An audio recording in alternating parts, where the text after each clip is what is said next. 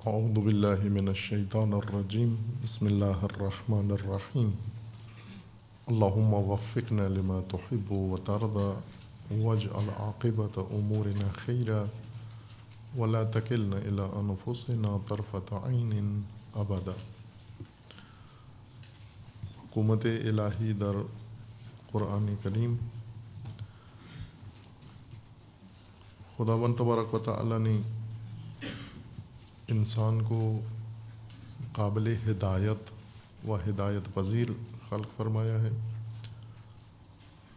اس کی ہدایت کا انتظام و اہتمام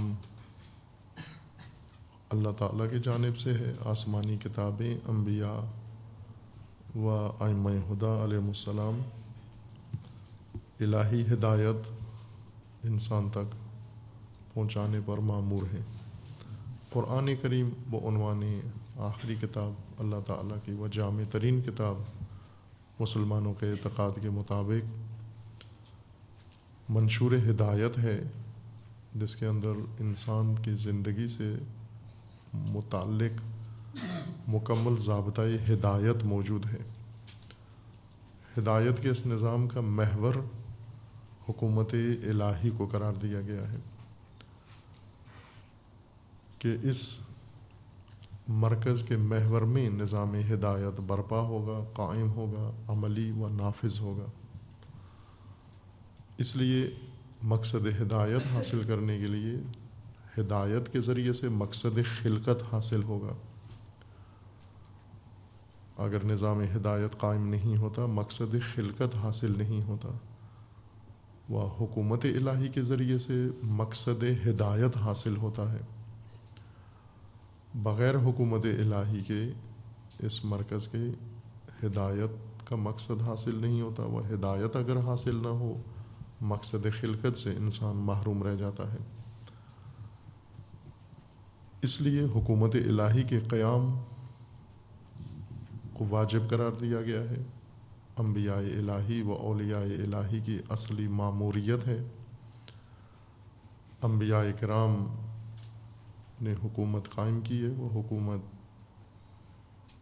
کا قیام جس طرح انبیاء کے لیے لازم تھا، امتوں کے لیے بھی لازم ہے۔ نجی غیر حکومتی شعبوں کے ذریعے سے ہدایت قائم نہیں ہو سکتی۔ ہدایت کا نظام انسانی زندگی میں عملی نہیں ہو سکتا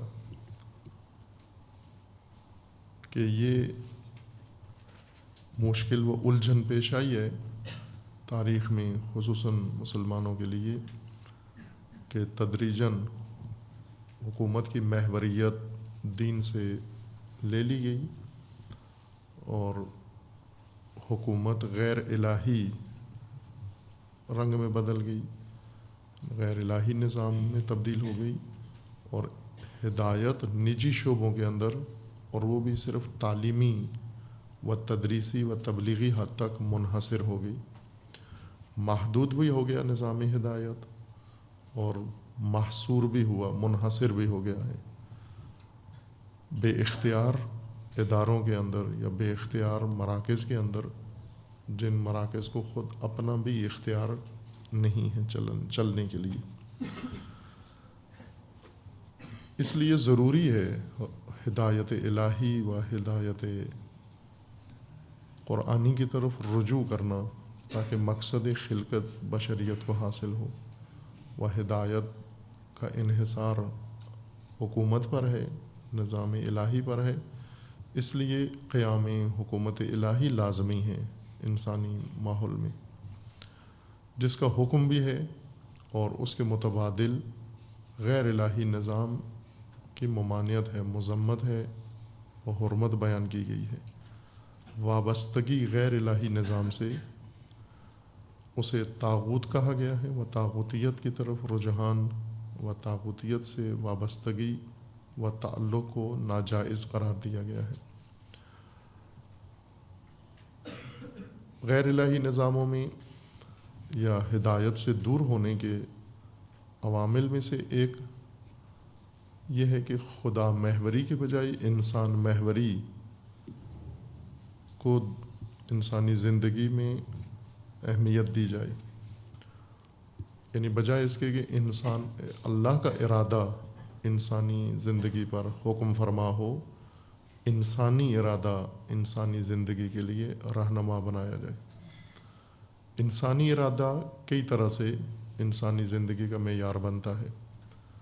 ایک یہ کہ فرد واحد کا ارادہ انسان بے حیثیت انسان جیسے بادشاہت اور کنگڈم میں ہے، یا استبدادی حکومتوں میں اور نظاموں میں فرد واحد کا ارادہ نافذ ہے،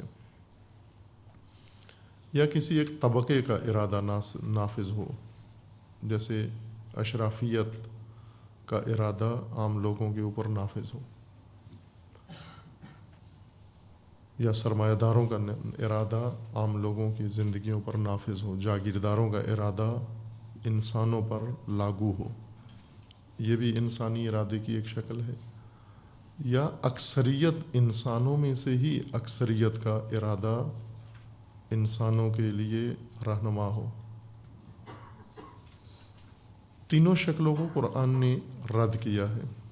فرد واحد کا ارادہ استبدادی و استکباری صورت میں اسے بھی قبول نہیں کیا، طبقاتی ارادہ انسانی محوریت میں وہ بھی قبول نہیں ہے، وہ اکثریت کا ارادہ انسان کے لیے یہ بھی مردود ہے، وہ قابل قبول نہیں ہے۔ یہ ابتلا زیادہ ہے کہ حکومت میں بھی اور حکومت کے علاوہ ہدایت کے دیگر امور میں بھی اکثریت کو ایک خطر کے طور پر ذکر کیا گیا ہے، اس طرح سے کہ گویا انبیاء کے لیے بھی اکثریت ایک خطرہ ہے کہ چہ بسا اکثریت دباؤ بن جائیں، اکثریت انبیاء پر بھی اور انبیاء کے ارادوں پر بھی اثر انداز ہوں۔ اس وجہ سے اس خطر کو نمایاں طور پر ذکر کیا گیا ہے اور اسے دور رہنے کے لیے تاکید کی گئی ہے کہ احکام الہی میں، نظام الہی میں اور اس سے متعلقہ دیگر امور میں اکثریت کی طرف رجحان نہ ہو، ذرا برابر رجحان نہ ہو۔ متعدد آیات میں اکثریت کی کمزوری و ضعف کو ذکر کیا گیا ہے کہ اکثریت چونکہ آگاہ نہیں ہوتے، اکثریت فہم نہیں رکھتے، اکثریت شعور نہیں رکھتے۔ وجہ یہ ہے کہ چونکہ ان کی شعور و فہم کی رشد کو موقع نہیں ملتا، اکثریت سرابی زندگی میں غرق ہوتے ہیں، جسے حیات دنیا کہا گیا ہے، لذات میں، شہوات میں یا اس قسم کے متعلقہ امور میں ہیں۔ اور مثلا سرمایہ دار اکثریت کے ہاتھ میں اپنے سرمایہ کی زمام نہیں دیتے، یا باقی تمام شعبوں کے اندر کسی بھی شعبے کی زمام اکثریت کو نہیں سونپتے، لیکن حکومت کے معاملے میں اکثریت کو ورگلاتے ہیں ایک جھانسے کے طور پر۔ لہذا نہ موضوعات دین میں، نہ احکام دین میں، ورنہ نظام دین میں اکثریت محور نہیں ہے، اکثریت مطاع و متبع نہیں ہے۔ جیسا کہ عرض کیا کہ مفادات میں اکثریت کے سپرد کچھ بھی نہیں کرتے، اپنے ذاتی مفادات، گروہی مفادات، حتیٰ حزبی مفادات بھی اکثریت کے حوالے نہیں کرتے، وہاں پر خواص کا ارادہ نافذ ہوتا ہے، اکثریت کو ورگلاتے ہیں فقط۔ اس وجہ سے کہ اکثریت ہمیشہ ضعف کا شکار ہے، ارادے میں کمزور ہوتے ہیں، فہم میں کمزور ہیں، علم و دانش میں کمزور ہیں، تشخیص و تمیز میں کمزور ہیں، ادراکی و عملی دونوں شعبوں کے اندر ضعیف نکلتے ہیں، چونکہ انہیں رشد کا موقع نہیں ملتا، سرابی زندگی و حیات دنیا میں غرق رہتے ہیں۔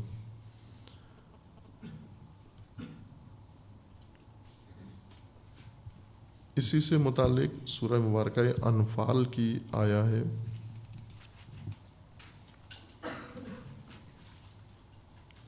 آیت 34 میں سورہ مبارکہ انفال میں، وَمَا لَهُمْ أَلَّا يُعَذِّبَهُمُ اللَّهُ وَهُمْ يَصُدُّونَ عَنِ الْمَسْجِدِ الْحَرَامِ وَمَا كَانُوا أَوْلِيَاءَهُ إِنْ أَوْلِيَاؤُهُ إِلَّا الْمُتَّقُونَ وَلَكِنَّ أَكْثَرَهُمْ لَا يَعْلَمُونَ۔ کچھ لوگوں کا گمان ہے کہ خدا انہیں عذاب نہیں کرے گا۔ وما لہم، کیوں خدا انہیں عذاب نہیں کرے گا؟ کیا رکاوٹ ہے، کیا معنی ہے کہ خدا انہیں عذاب نہ دے؟ وما لہم اللہ یعذبہم اللہ، کیوں خدا انہیں عذاب نہیں کرے گا جبکہ وہ ہم یصدون عن المسجد الحرام، جبکہ وہ مانے ہیں مسجد الحرام کی راہ میں۔ وما کانوا اولیاءہ، اور یہ ہرگز خدا کے اولیاء نہیں ہیں۔ ان اولیاؤہ الا المتقون، اولیاء خدا متقین ہیں، با تقوی انسان ہیں۔ ولیکن اکثرہم لا یعلمون، لیکن اکثر جانتے نہیں ہیں، اس نقطے کی طرف متوجہ نہیں ہیں، دھیان نہیں ہے، فہم نہیں ہے، معرفت نہیں رکھتے کہ اولیاء ولایت الہی کا ایک میزان ہے، ضابطہ ہے، اور اس ضابطے کے تحت ہے نظام ولایت الہی۔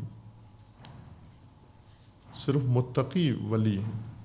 اب یہ آج بھی ہم مشاہدہ کریں کہ غیر متقین کو اپنے بارے میں زیادہ توہم ہے ولی ہونے کا، کہ ہم اولیاء خدا ہیں۔ جو تقوی سے جتنے دور ہیں اتنے ہی مدعی ولایت ہیں۔ جس طرح یہود مدعی تھے کہ ہم نحن اولیاء اللہ احباء اللہ، جبکہ راہ خدا سے و ہدایت الہی سے دور تھے، بہت دور تھے، لیکن توہم میں مبتلا تھے کہ ہم اولیاء الہی بھی ہیں۔ خب یہاں اکثر سے کہا گیا کہ اکثر دانش نہیں رکھتے، علم نہیں رکھتے، آگاہی نہیں رکھتے اکثر اس نقطے کی طرف کہ کیسے ممکن ہے کہ یہ متقی نہ ہو، راہ تقوی نہ ہو، زندگی تقوی نہ بسر کر رہے ہوں، لیکن مقام ولایت پر فائز ہو جائیں گے۔ اکثریت یہ تشخیص نہیں دے سکتے۔ وجہ یہ ہے کہ اکثریت معیاروں پر کسی چیز کو نہیں تولتے۔ اکثریت کا جو میزان ہے معیارات نہیں ہیں۔ اکثریت کا معیار تقلید ہے، شخصیت پرستی ہے، بھیڑ چال، یہ ان کے موازین میں سے یہ ہوتا ہے۔ مبانی اکثریت، عوام الناس کسی شخصیت سے متاثر ہو کر چل پڑتے ہیں، یا کسی حادثے سے متاثر ہو کر کوئی رخ اختیار کر لیتے ہیں، دیکھا دیکھی بھیڑ چال کے تحت کوئی حرکت انجام دیتے ہیں۔ اس وجہ سے دانش ان کے پاس نہیں ہوتی، تشخیص ان کے پاس نہیں ہوتی کہ ولایت کا میزان تقوی ہے۔ سورہ توبہ میں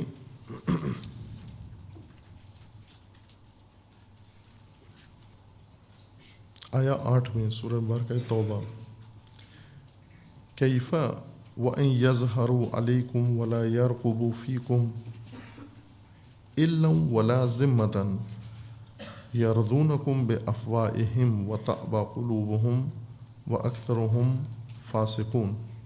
مشرکین کے بارے میں ہے۔ اس سے پہلے مشرکین کے اعمال ذکر کیے گئے کہ وَإِنْ أَحَدٌ مِّنَ الْمُشْرِكِينَ اسْتَجَارَكَ فَأَجِرْهُ، کوئی اگر مشرک آتا ہے آپ سے پناہ مانگتا ہے، آپ بے شک اس کو پناہ دے دیں۔ کیف یکون للمشرکین عہد عند اللہ وعند رسولہ، مشرکین کا کوئی عہد نہ تمہارے نزدیک ہے ورنہ اللہ کے ساتھ، چونکہ ایمان نہیں ہے، قبول نہیں کرتے وہ۔ لہذا ان کے بارے میں کہ فَمَسْتَقَامُوا لَكُمْ فَاسْتَقِیمُوا لَهُمْ، جب تک وہ تمہارے مقابلے میں ہیں تم بھی ان کے مقابلے میں قائم رہو۔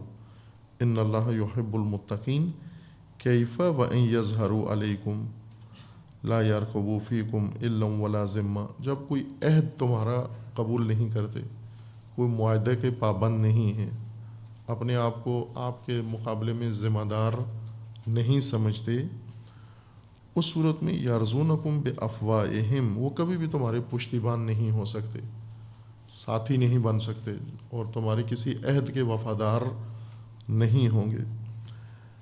یہ وہ لوگ ہیں جو زبانی حمایت کرتے ہیں تمہاری، زبانی طور پر راضی ہیں۔ یرزونکم بافواہہم وتأبی قلوبہم، منافقت کی بھی یہ صفت ہے، وہ مشرکین کا بھی رویہ ہے، زبانی طور پر آپ کو احساس دلاتے ہیں کہ آپ کے ساتھ ہیں، جبکہ دل منکر ہیں، ان کے دل آبی ہیں اس سے۔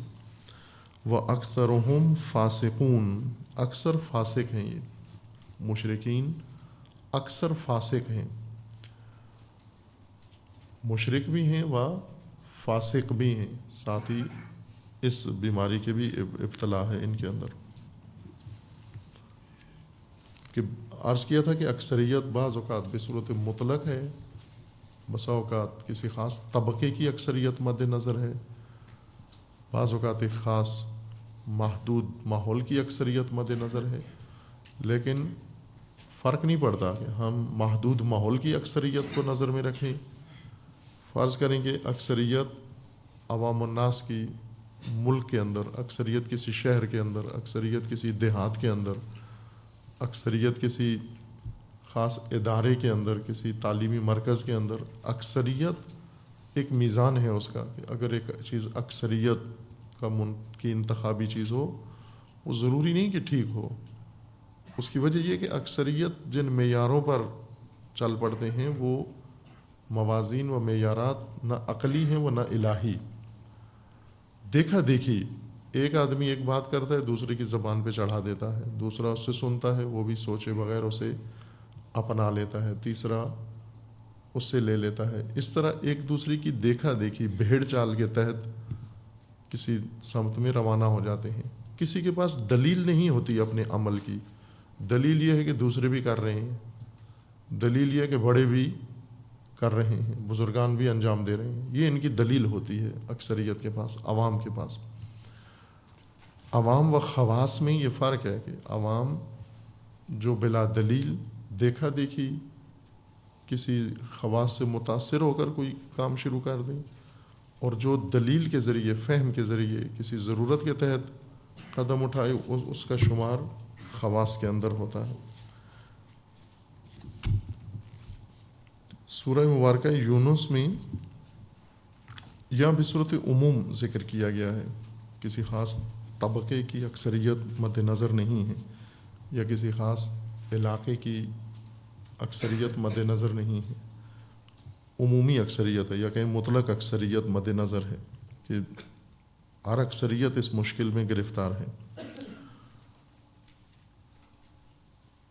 الا، سورہ یونس آیا 55 میں ہے، الا ان للہ ما فی السماوات والارض الا ان وعد اللہ حق ولکن اکثرہم لا یعلمون۔ جو کچھ زمین و آسمان میں ہے یہ خدا کے لیے ہے، مالک اللہ کی ذات ہے، خالق اللہ کی ذات ہے، اس کے لیے ربوبیت خدا کی ہے، جو کچھ زمین و آسمان میں ہے۔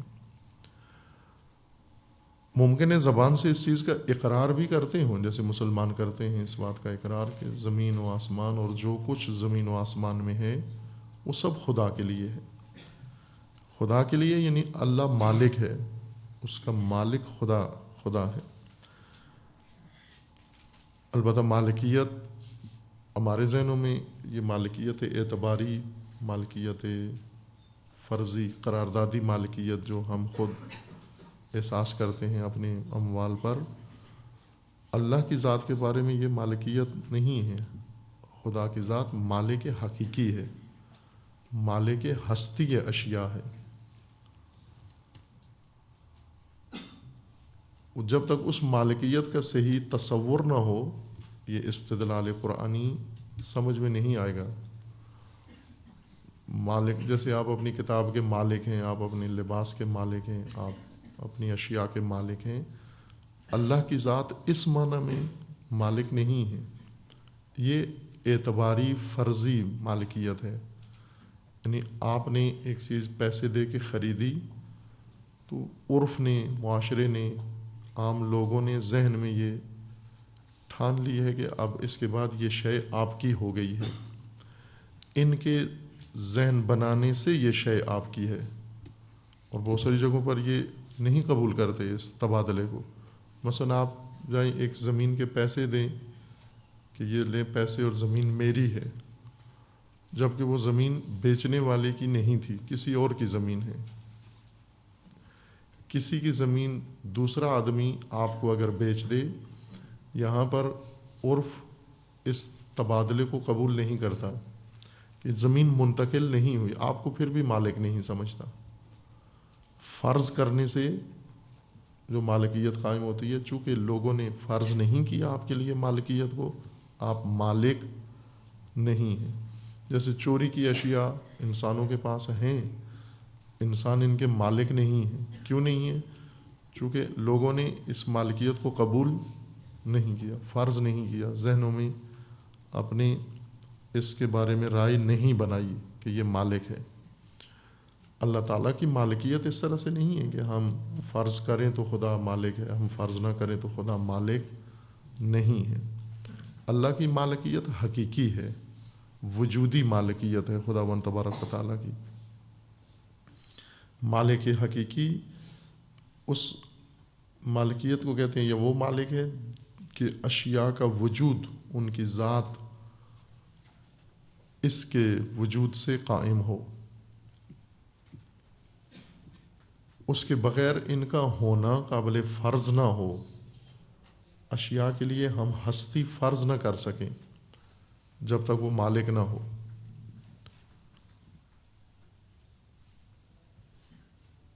اگر اس معنی میں، دقیق معنی میں ہم اللہ تعالیٰ کی مالکیت کو لحاظ کریں، فرض کریں، پھر استدلال تمام ہوتا ہے.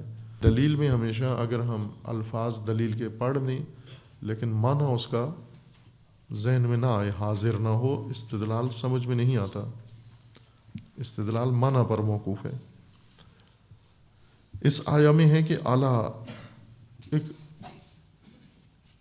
عرف توجہ ہے، متوجہ کرنے کے لیے، سب کو توجہ دلانے کے لیے ہے کہ اعلیٰ ان للہ ما فی السماوات والارض، جو کچھ زمین و آسمان میں ہے یہ خدا کے لیے ہے، مالک خدا کی ذات ہے. الا ان وعد اللہ حق، چونکہ خدا مالک ہے، جو کچھ زمین و آسمان میں ہے، بس جو اللہ کا وعدہ ہے وہ حق ہے.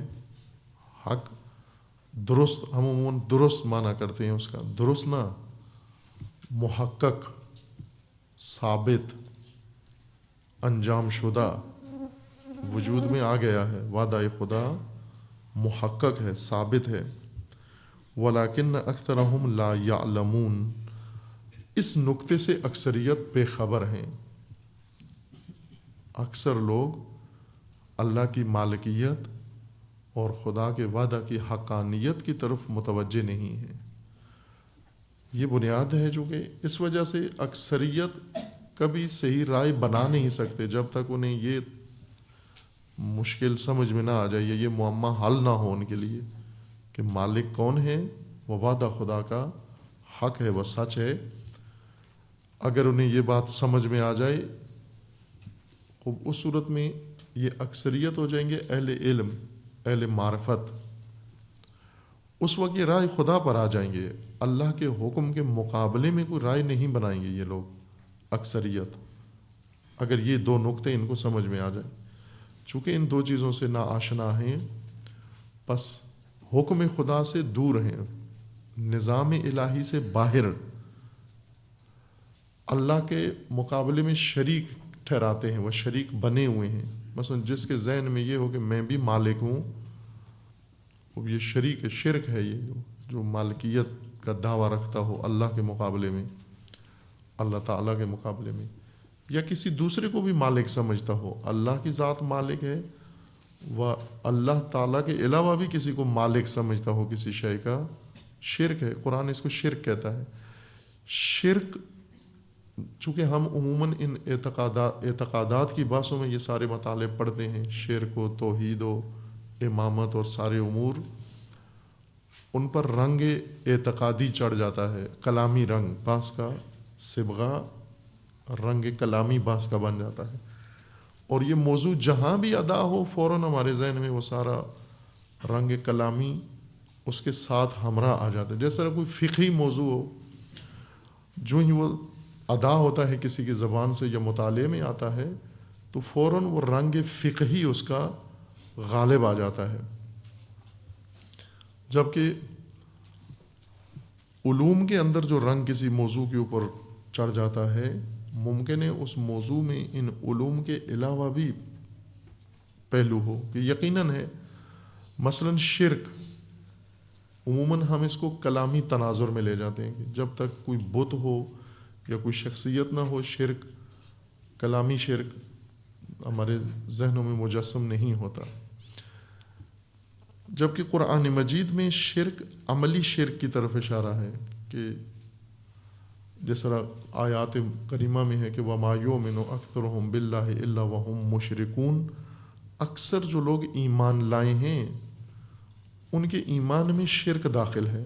یہ عملی شرک ہے، نہ اعتقادی شرک. اعتقادی طور پر متوجہ ہیں، زبان سے بھی کہتے ہیں کہ فقط خدا ہے، خالق مالک رب فقط خدا ہے، لیکن پھر بھی مومن ہو کر پھر مشرک بھی ہیں. یہ مشرک کیوں ہیں؟ چونکہ سماجیات میں، عملی زندگی میں، روزمرہ کے معاملات میں وہ امور جو مختص ہیں خداوند تبارک و تعالیٰ کے لیے، وہ غیر اللہ کے لیے یا اپنے لیے معتقد ہیں. مثلا اپنے ماں باپ کو رازق سمجھنا، یہ ذہن میں ہونا کہ میرے ماں باپ نہ ہوئے تو میرا کیا بنے گا، یا ماں باپ کا یہ سوچنا کہ اگر ہم نہ ہوئے ہماری اولاد کا کیا بنے گا. یعنی یہ تہ دل میں ان کے یہ ہو کہ ہم رازق ہیں نہ وسیلہ. خوب خدا نے ہمیں اپنی اولاد کا وسیلہ بنایا، ہم نہ ہوئے کوئی اور وسیلہ بنا دے گا.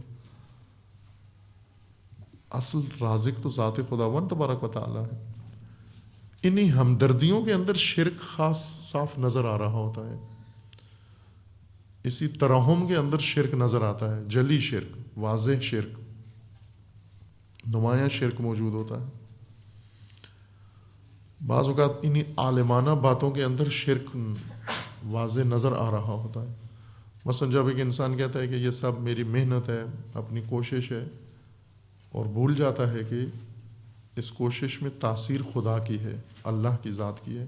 یہی کہنا کہ یہ سب میری اپنی کوشش کا نتیجہ ہے، اس کے اندر شرک آ جاتا ہے. شرک اپنی اجتماعی تاثیر کے لحاظ سے مد نظر ہے کہ جب ہم یہ جان لیتے ہیں کہ سب کچھ خدا کی طرف سے ہے جو زمین و آسمان میں ہے، اور خدا کا وعدہ حق ہے و سچ ہے، یہ مالکیت ہم سے صحیح تصور نہیں ہوتی. خدا پرستی کے اس کا حق ادا کرے اگر، اس وقت حکومتیں، حکمران، وسائل، اسباب کو صحیح مقام اس وقت نصیب ہوتا ہے انسان کے ذہن میں جب ایک خدا پرست حقیقتاً خدا پرست بن جائے. ہر چیز اس وقت اپنے مقام پر آئے گی جب انسان کا اعتقاد اللہ کے بارے میں واضح ہو جائے. ورنہ بہت سارے شعبے و عہدے جو ہم حکمرانوں و سیاستدانوں اور ارد گرد کے امور یا افراد کے لیے قائل ہو جاتے ہیں، یہ سب خدائی منصب ہیں، الہی منصب ہیں جو ہم مخلوق کے لیے معتقد ہوتے ہیں. اس لیے قرآن کا استدلال یہ ہے کہ اللہ، توجہ یہ دلا رہا ہے کہ اللہ ان للہ ما فی السماوات والارض، زمین و آسمان میں جو کچھ ہے خدا کا ہے. اللہ ان وعد اللہ حق، خدا کا وعدہ حق ہے. ولکن اکثرہم لا یعلمون، اکثر نہیں جانتے. ان کا رویہ بتاتا ہے کہ نہیں ہے، اس نقطے کی طرف متوجہ نہیں ہے. تاثیرات کے قائل ہیں، امیدیں رکھتے ہیں، بلکہ ایمان رکھتے ہیں ان امور کے اوپر جنہیں جو خدا سے متعلق ہیں، وہ دوسری چیزوں کے لیے قائل ہیں.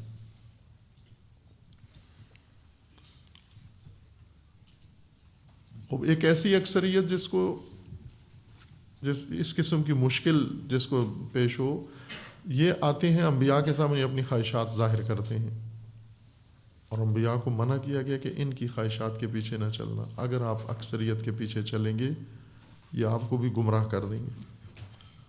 سورہ یونس میں آیا دیگر ہے، آیا 60 میں، وما ظن الذین یفترون علی اللہ الکذب یوم القیامہ ان اللہ لذو فضل علی الناس ولکن اکثرهم لا یشکرون۔ وما ظن الذین یفترون علی اللہ الکذب یوم القیامہ، یہ لوگ جو خدا کے متعلق افطرا باندھتے ہیں، جھوٹ کی نسبتیں اللہ کی ذات کی طرف دیتے ہیں، ان اللہ لذو فضل علی الناس، جبکہ خدا کی ذات صاحب فضل ہے، لیکن جو خدا پر جھوٹ باندھتے ہیں، وہ گمان رکھتے ہیں۔ اس سے پہلی آیت میں ہے قل ارأیتم ما انزل اللہ لکم من رزق فجعلتم منہ حراما وحلالا قل اللہ اذن لکم ام علی اللہ تفترون۔ ارأیتم ما انزل اللہ لکم من رزق، کیا تم نے دیکھا ہے کہ خدا نے تمہارے لیے جو رزق نازل کیا ہے، فجعلتم منہ حراما وحلالا، اور اس سے تم نے حرام و حلال بنا لیا ہے۔ خوب یہ کیوں کیا ہے تم نے یہ کام؟ جو اللہ نے مقرر کیا ہے اس کو تقسیم کر دیا تم نے، اس میں سے کچھ کو جائز اور کچھ کو ناجائز قرار دیا ہے۔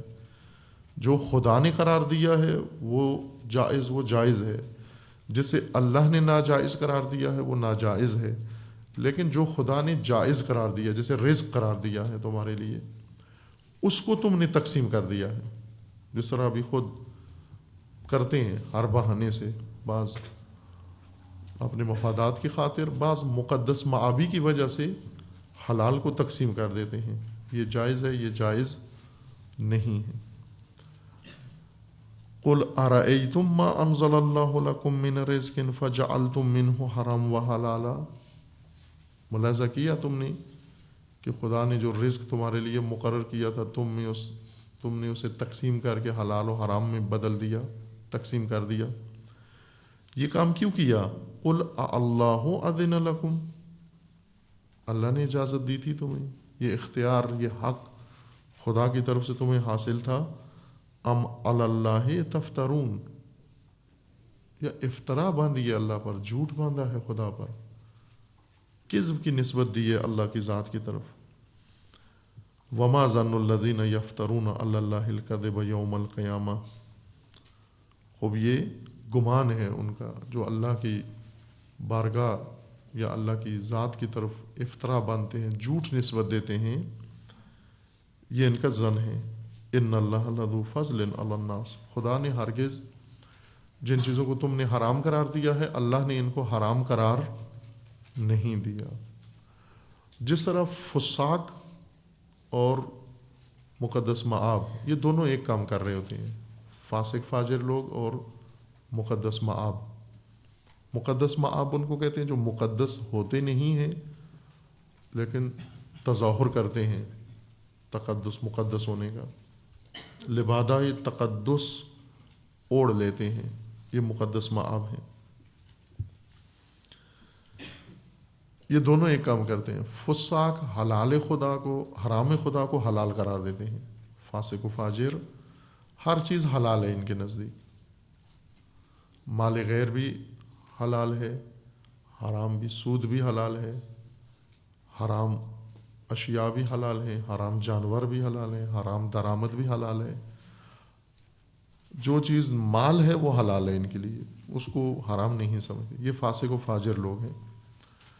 اور اس کے بجائے بعض، یہ یہود کے متعلق یہ آیات ہیں، بعض مقدس معابی دکھاتے ہیں، حلال خدا کو حرام قرار دیتے ہیں، یہ جائز نہیں ہے، یہ جائز نہیں ہے، یہ جائز نہیں ہے۔ وہ کیوں جائز نہیں ہے؟ کہاں خدا نے اس کو ممنوع قرار دیا یا حرام قرار دیا ہے؟ بلکہ اللہ تعالیٰ کا فرمان ہے کہ ان اللہ لذو فضل علی الناس، خدا کا فضل ہے لوگوں کے اوپر، یہ جو تم تنگی کر رہے ہو، سختی کر رہے ہو، ایسے نہیں ہے، اللہ کی طرف سے لوگوں کو فضل و انعام ہے. ولیکن اکثرہم لا یشکرون، اکثر شاکر نہیں ہیں. خداوند تبارک و تعالیٰ کے اس فضل کے، فضل الہی دریافت کر لیتے ہیں، پا لیتے ہیں، اس سے متمتع ہوتے ہیں، اس سے متنعم ہوتے ہیں، اس سے استفادہ کرتے ہیں، لیکن شاکر نہیں ہیں. وہ بہت سارے لوگ ہیں جو الہی نعمتوں کا استعمال کر رہے ہیں، ان میں سے ایک کے بھی شاکر نہیں ہیں. وہ ہم خود اپنے اوپر غور کریں اور خدا کی نعمتوں کو دیکھیں کہ اللہ تعالیٰ نے اپنا لطف و کرم و فضل کتنا ہمارے شامل حال کیا ہے. اس میں سے کس حد تک، کتنی مقدار میں ہم شاکر ہیں، واقع ہوئے ہیں. ان ساری نعمتوں میں ہم کن کن امور کے شاکر ہیں. ولیکن اکثرہم لا یشکرون. سورہ ہود میں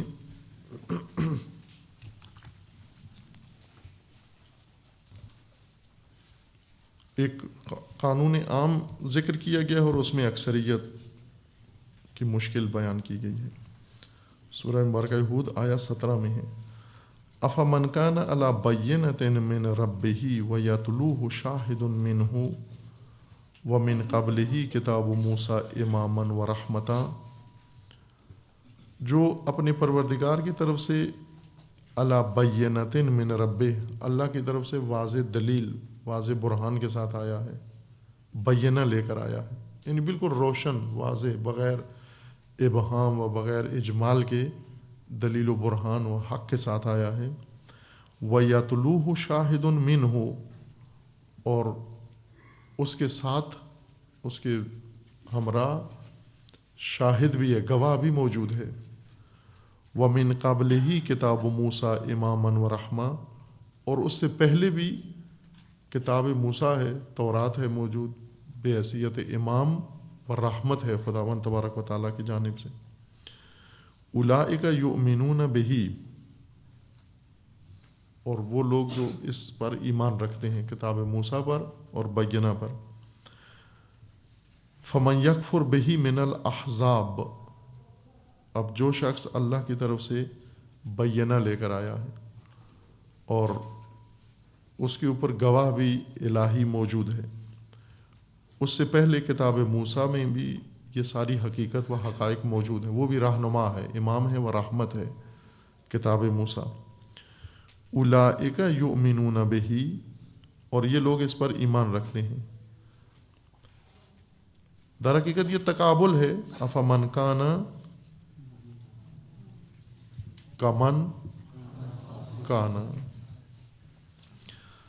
ایک صورت یہ پیش کی گئی ہے کہ جو بھی اللہ کی طرف سے بینہ لے کر آیا، اس کے اوپر اس کے گواہ بھی موجود ہے، اور آسمانی کتاب بھی اس کی شہادت دے رہی ہے، اور اس واضح راہ پر کچھ لوگوں کا ایمان ہے.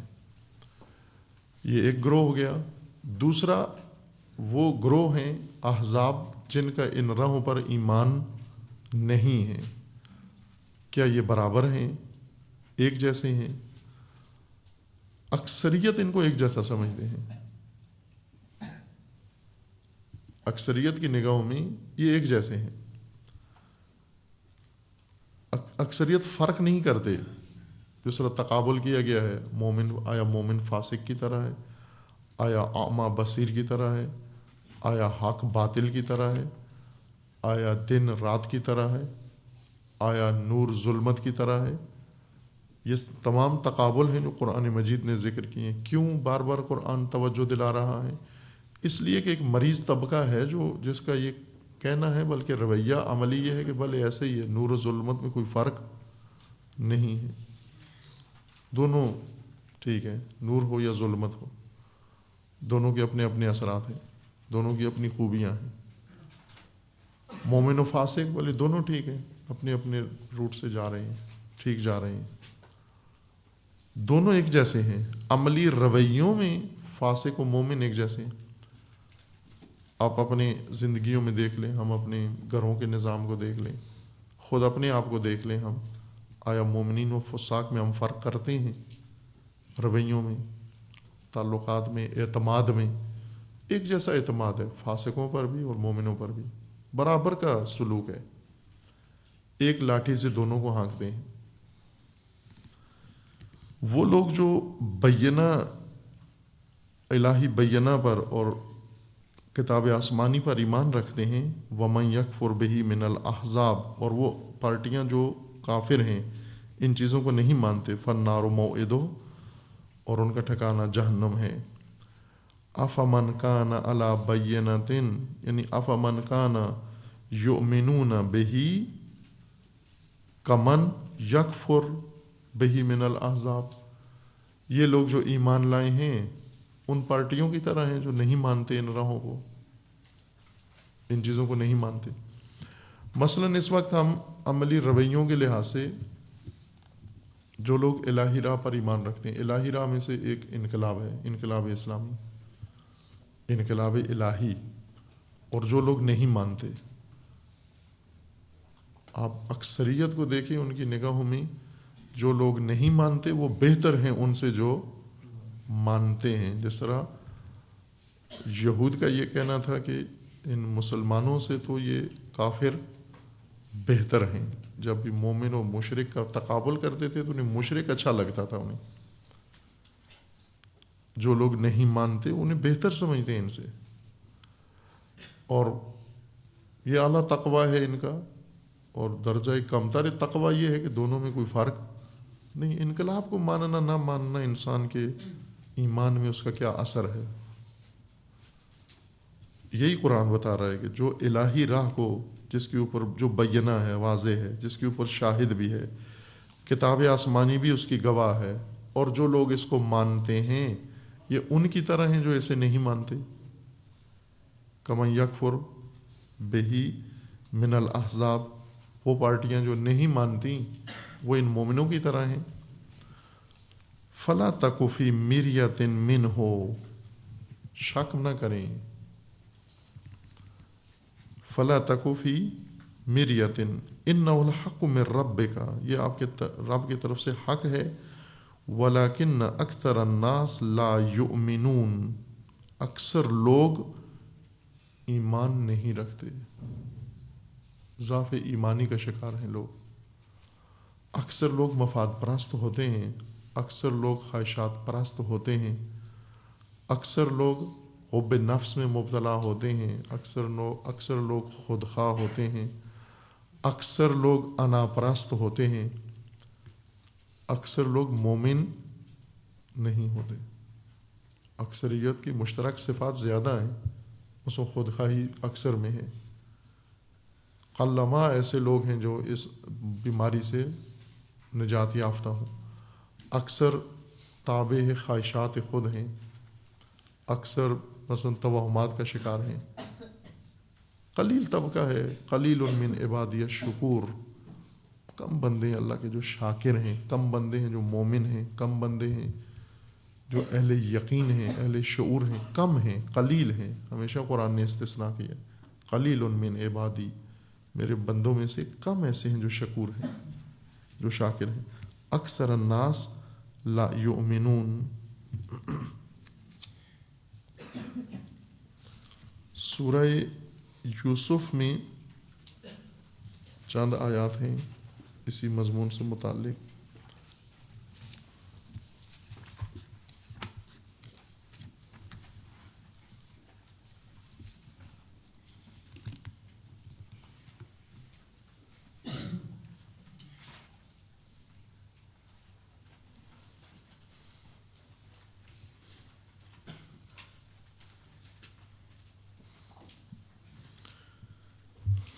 ماجرا حضرت یوسف علیہ السلام کا ہے کہ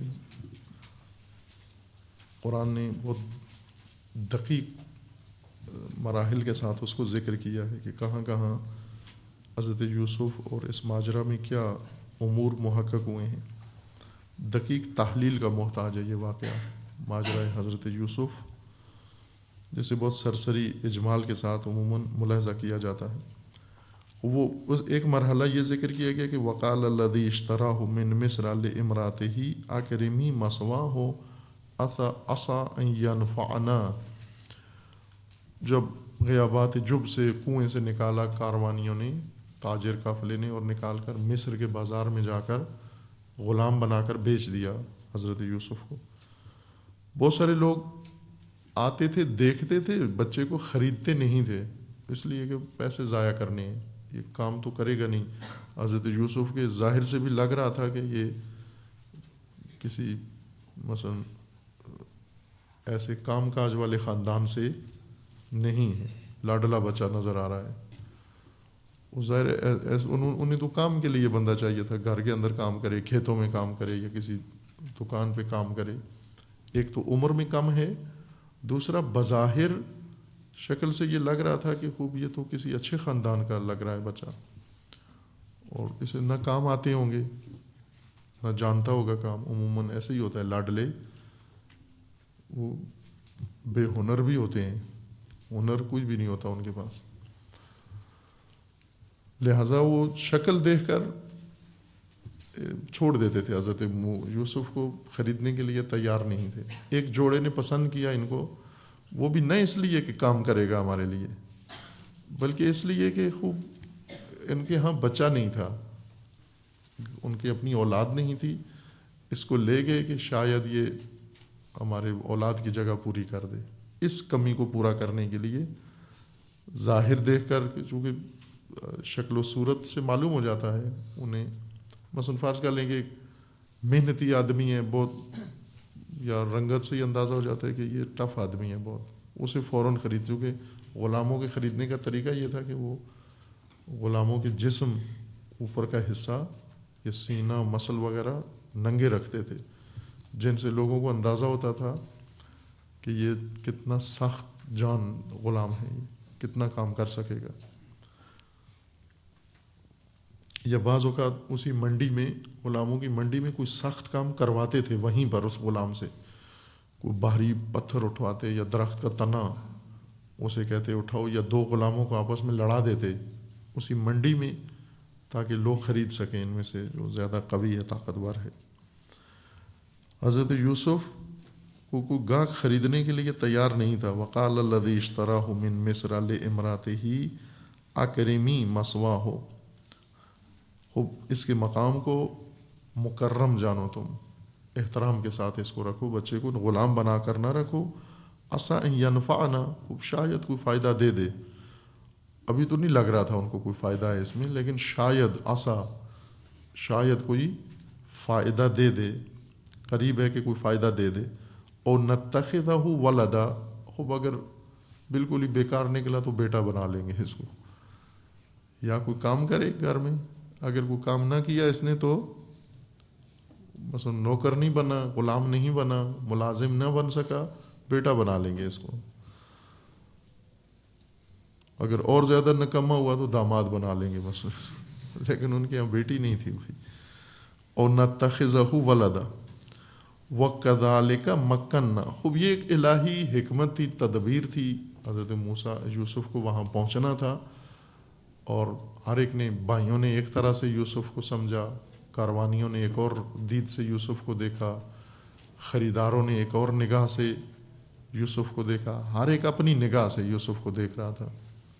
عزیز مصر نے اپنے طور سے دیکھا، اس کی بیوی نے اور طرح سے دیکھا، زندانیوں نے اور طرح سے دیکھا. ہر ایک اپنی نگاہ سے دیکھ رہا تھا کہ بقول ملا رومی، ہر کسی از ظن خود شد یار من، از درون من نجست اسرار من. ہر ایک نے مجھے اپنی گمان سے ہی دیکھا ہے، کسی نے اندر سے جھانک کے میری حقیقت کو سمجھنے کی کوشش نہیں کی تھی. ہر کسی از ظن خود شد یار من. وَكَذَلِكَ مَكَّنَّا لِيُوسُفَ فِي الْأَرْضِ، خوب اس طرح یوسف اقتدار تک جا پہنچے، زمین کا اقتدار یوسف کو دے دیا گیا. یہ تدبیر تھی، یہ راستہ تھا. وَلِنُعَلِّمَهُ مِن تَعْوِيلِ الْأَحَادِيثِ، اور ہم نے ان کو تعویل بھی احادیث کی بتائی. امورات یا گفتگو کی، بات چیت کی، یا خوابوں کی تعبیر بھی بتائی ہم نے، تعویل بھی سکھائی یوسف کو. واللہ غالب علی امرہ، اور خدا غالب ہے، خدا کا قدرت ہے، غلبہ ہے اپنے امر پر. خدا جس چیز کو طے کر لے، فیصلہ کر لے، وہ انجام پاتا ہے، چونکہ اللہ غالب ہے. مغلوب سے اپنا ارادہ عملی نہیں ہوتا، غالب کر لیتا ہے اپنا ارادہ عملی. ولیکن اکثر الناس لا یعلمون، لیکن اکثر لوگ بے خبر ہیں. کس سے؟ کہ خدا غالب علی امرہ. اکثر لوگوں کو یقین ہوتا ہے کہ نہ، اگر عوام مل کے، سرمایہ دار مل کے کچھ کریں یہ کام ہو جاتے ہیں، اللہ کچھ کرنا چاہے نعوذ باللہ یہ کام نہیں ہوتا.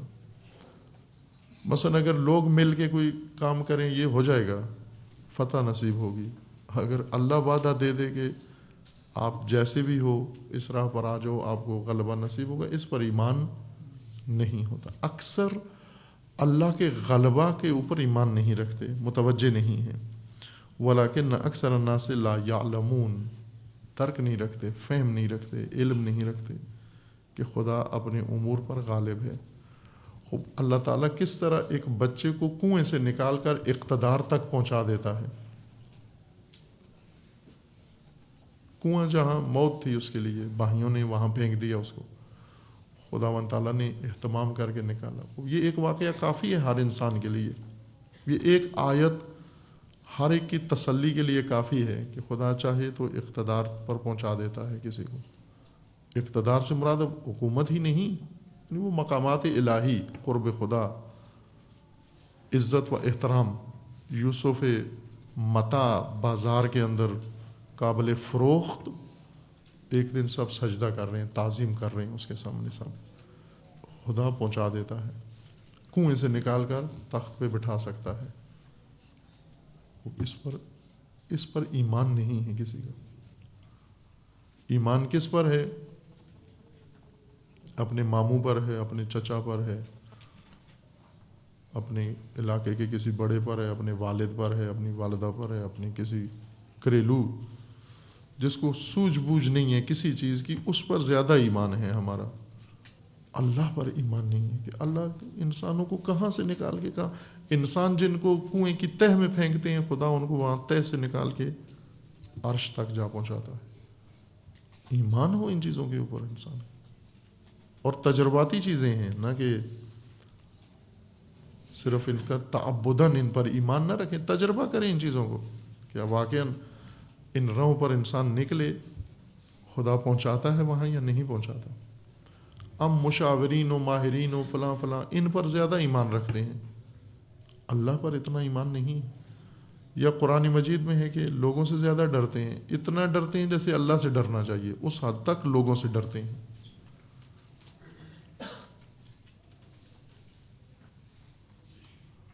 پرواہ کرتے ہیں لوگوں کی، اتنی پرواہ کرتے ہیں جتنی اللہ سے کرنی چاہیے. خوف رکھتے ہیں دل میں، اتنا خوف جتنا اللہ کا ہونا چاہیے. مثلا تقوی، ہمارے اندر ایک تقوی ہے بہت شدید، وہ ہے تقوی الناس. تقوی اللہ نہیں ہے. لوگوں کے سامنے کوئی غلط کام نہیں کرتے، اللہ کے سامنے ہر غلطی کرتے ہیں. لوگوں سے بچتے ہیں، لوگوں سے شرم کھاتے ہیں. بہت سارے کام ہم لوگوں کے سامنے نہیں کرتے. بس تقوی الناس ہے، عوامی تقوی ہے، الہی تقوی نہیں ہے. ہر جگہ جہاں اللہ کی ذات ہونی چاہیے وہاں لوگ بیٹھے ہوئے ہیں، وہاں عوام بیٹھے ہوئے ہیں. ولیکن اکثر الناس لا یعلمون. اس چیز کو باور کر لیں کہ اللہ غالب علی امرہ، خدا اپنے امر پر قوی ہے. ان اللہ قوی علی امرہ، ان اللہ غالب علی امرہ، ان اللہ محیط علی امرہ، ان اللہ قادر علی امرہ. خدا کو قدرت ہے، خدا کا طاقت ہے.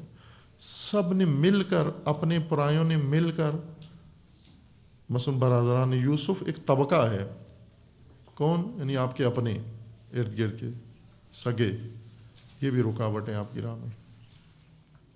حسادت کی وجہ سے ممکن ہے آپ کو کنویں میں پھینک دیں، لیکن خدا ان سے بھی بچائے گا آپ کو. ممکن ہے آپ بھائیوں سے چھوٹیں، تاجروں کے ہاتھ چڑھ جائیں، وہ بیچ دیں گے بازار میں جا کر آپ کو. ایسے کرتے ہیں علماء فروشی، پہلے تو بھائی کسی کنویں میں ڈال دیتے ہیں. کنویں کون سے ہیں؟ کاروبار ہے، یونیورسٹیاں ہیں، کالج ہیں، بیرون ملک ہیں، یہ کنویں ہیں جس میں اپنے بھائی بہن اولاد کو ڈالتے ہیں. تم جہاں جو ان میں سے اللہ بعض کو نکال لیتا ہے، وہاں سے نکل کے تاجروں کے ہاتھ چڑھ جاتے ہیں. تاجر ان کو مارکیٹ کا سامان بنا دیتے ہیں. کچھ لوگوں نے اپنے آپ کو محرز تجارت میں پیش کرتے ہیں. ابھی محرم آ رہا ہے، تجارت شروع ہو جائے گی، بکنگ شروع ہے مجلسوں کی، ریٹ طے ہو رہے ہیں، بروکر لگے ہوئے ہیں آرڈر بک کرنے میں، اور سارا حساب کتاب ہو رہا ہے، تجارت. اور کچھ ہیں پھر جو حکمرانوں کے ہاتھ چڑھ جاتے ہیں، درباروں میں جا پہنچتے ہیں. کچھ ہیں عورتوں کے فریب میں آ جاتے ہیں. کچھ ہیں شیطانوں. یوسف نے سارے دیکھے، زندان دیکھا، دربار دیکھا، حکومت تخت دیکھی، شاہی گھر دیکھا، مارکیٹ میں گئے، کنویں میں گرے، حسادت، سارا. اللہ صرف ایک چیز تھی کہ اللہ پر توکل، خدا پر رکھی. ہر معاملے میں توکل اللہ پر رکھی. جب کنویں میں تھے تو یعقوب سے نہیں مدد مانگی، اللہ سے مدد مانگی. جب بازار میں تھے تاجر پر بھروسہ نہیں کیا، نہ خریدار پر، نہ بیچنے والے پر، اللہ پہ بھروسہ کیا. جب شاہی گھر میں تھے تو شاہ سے متاثر نہیں ہوئے، اللہ کے بندگی کی ہے. جب زندان میں گئے، زندان نے نہیں خوف دلایا، جیل سے اس طرح سے نہیں چیخے جیسے ابھی پاکستانی ڈرتے ہیں جیل سے. جیل چلے گئے کہ تو کیا ہوگا. وہ کہا کہ ربی احب الی السجن یا السجن احب الی، اے خدایا جیل بہتر ہے، اس ماحول سے تو جیل بہتر ہے. یہ شہوت رانی ہو، خواہش ہو، اس گناہ سے تو جیل بہتر ہے کہ میں جیل چلا جاؤں. السجن احب الی، جس میں من تدعوننی الی، یہ عورتیں جدھر مجھے بلا رہی ہیں، اس سے تو بہتر ہے میں زندان میں چلا جاؤں. وہاں بھی محفوظ رکھا اور ہر لحظے میں اپنے آپ کو بچا کے رکھا. یعنی خدا نے رکھا، نہ کہ یوسف نے خود کو رکھا، یعنی خدا نے بچایا. یوسف کا کمال کیا تھا کہ خدا ہی سے مربوط رہے. بیچ میں نہ کنویں میں خدا سے رابطہ کاٹا، نہ بازار میں خدا سے رابطہ کاٹا، نہ دربار میں خدا سے رابطہ کاٹا، نہ زندان میں خدا سے رابطہ کاٹا. چاروں جگہوں پر ایک جیسا رویہ. پھر خدا نے اس بچے کو، معتوب بچے کو اقتدار میں پہنچایا، اور جنہوں نے ظلم کیا ایک ایک کر کے آ کے تعظیم کی، تسلیم ہوئے اور خم ہوئے اس کے سامنے.